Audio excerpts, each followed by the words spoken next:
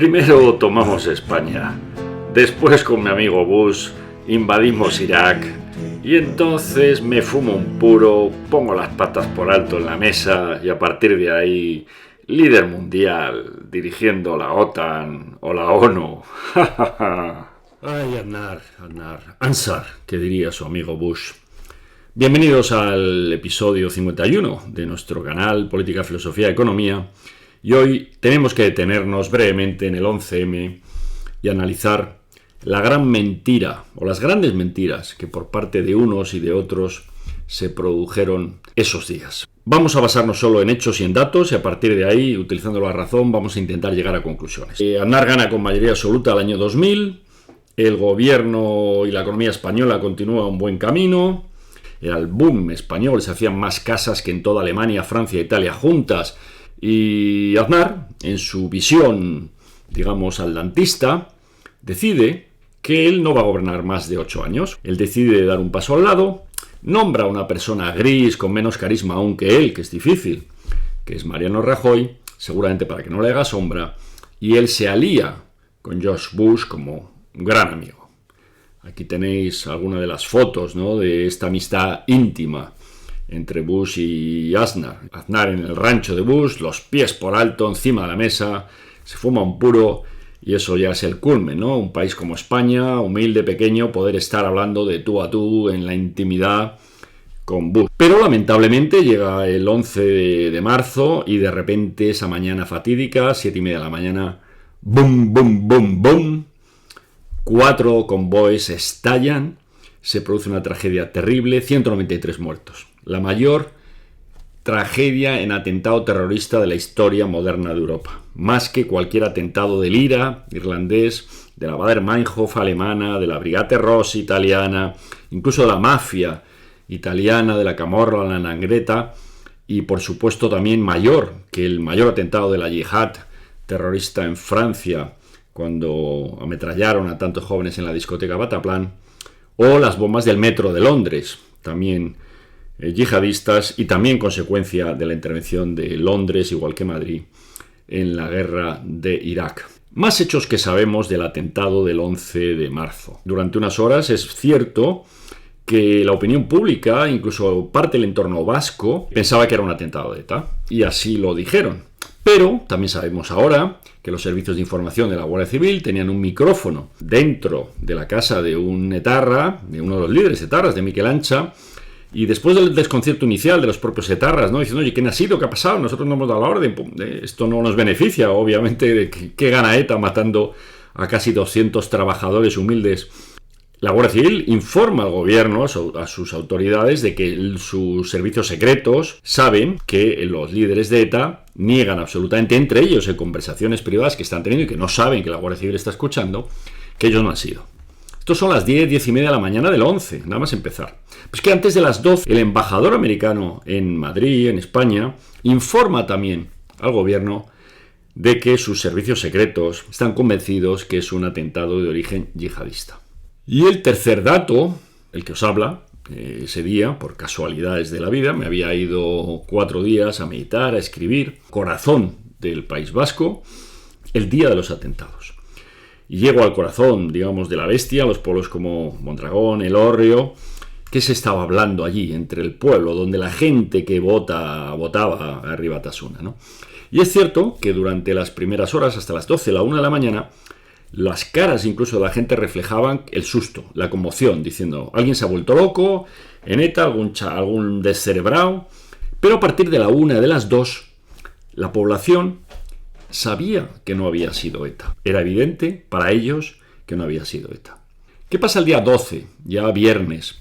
Pues el día 12, sabemos hoy, porque entonces nos lo ocultó el gobierno, que George Bush, el todopoderoso presidente norteamericano, fue con su mujer a la embajada española. Nunca en la historia un presidente americano va a una embajada de otro país en Washington. O sea, esto demuestra de nuevo la amistad tremenda que tenía Bush con España, era su aliado estratégico junto con Inglaterra, que habían apoyado la guerra de Irak y habían votado a favor en la ONU, donde Francia votó en contra, Alemania votó en contra. No os penséis que esto de España fue lo normal, no, fue bastante anormal. y por eso los americanos, que en general son gente agradecida con sus socios, fue Bush a la embajada con su mujer y permitió o quiso que se le hiciera una entrevista. Y el corresponsal en Washington de Televisión Española le hizo una entrevista al presidente Bush y a su mujer, que hoy la podemos ver.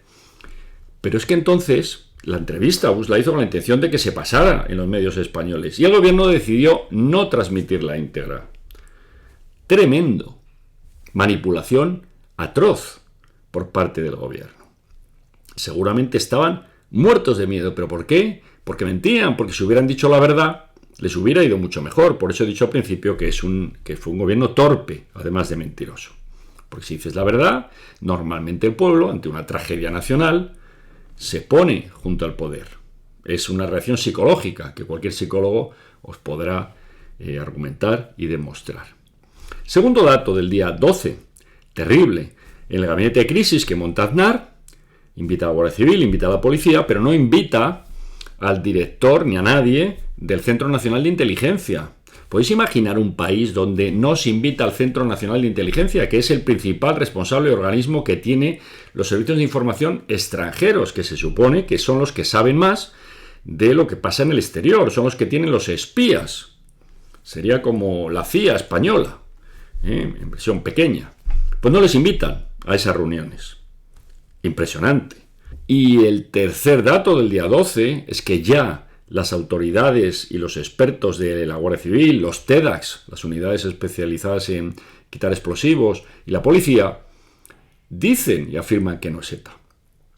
El explosivo que se encuentra es goma 2 eco, blanco. El explosivo que utilizaba ETA era estetadín, rojo. Era ya evidente, había aparecido la furgoneta Kangoo famoso. Y el día 13, ya vísperas de las elecciones, también ocurren tres cosas o tres hechos importantes. La gente va a manifestarse a las sedes del PP a protestar, a decir queremos la verdad, e incluso a insultar al PP y llamarle asesinos. ¿Que estas manifestaciones de la gente ante las sedes del PP estaban movidas por el PSOE? Pues no cabe ninguna duda, ya no somos ingenuos, insistimos, en este canal no creemos en las casualidades, sino en las causalidades. Pero eso fue un hecho claro. Otro hecho del día 13, sábado, es que Acebes ya llevaba 24 horas reconociendo que, hombre, además de la vía principal de ETA, habían abierto otra pequeñita por si acaso había una causa yihadista. Es decir, su propia mentira les estaba comiendo, ya tenían vergüenza de, bueno, vamos a abrir una pequeña vía, vamos a decirlo para que el día de mañana, cuando ya se sepa que no ha sido ETA, pues no nos corten la cabeza, literalmente casi, por mentirosos con el mayor crimen que ha ocurrido en España. Y el tercer hecho del sábado 13 es que Rubalcaba, quizá el político más inteligente y listo que tenía el PSOE, pues dijo aquella famosa frase en televisión o en la SER de los españoles no merecemos un gobierno que nos mienta. Es una frase que dijo Rubalcaba, pero la podríamos firmar cualquiera de nosotros. Repito, los españoles no merecemos un gobierno que nos mienta. Con todo eso, al día siguiente, el PSOE gana las elecciones. Conclusión, pues los sueños y la ambición de Aznar de ser un líder mundial y liderar la OTAN o la ONU se desvanecen y así terminó esos sueños de grandeza atlántica de Aznar. Así se quedó con esa cara de desconcertado M.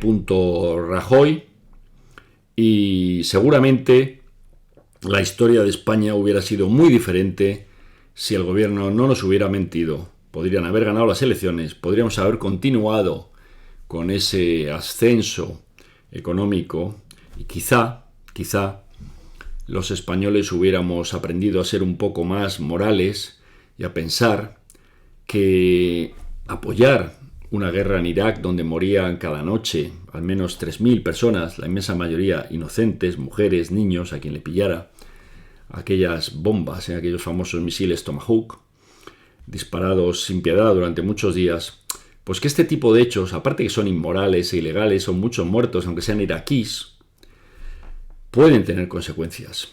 Y generas odio y revancha en países que nunca nos habían hecho nada, con los que históricamente hemos sido amigos y aliados, y todo por el interés miserable de algunos políticos para los cuales la vida humana de los que están más allá les importa nada. Os dejamos. Gracias por seguirnos en nuestro canal. Será estupendo si os suscribís, nos apoyáis, compartís y hasta el próximo episodio, Libre Pensadores.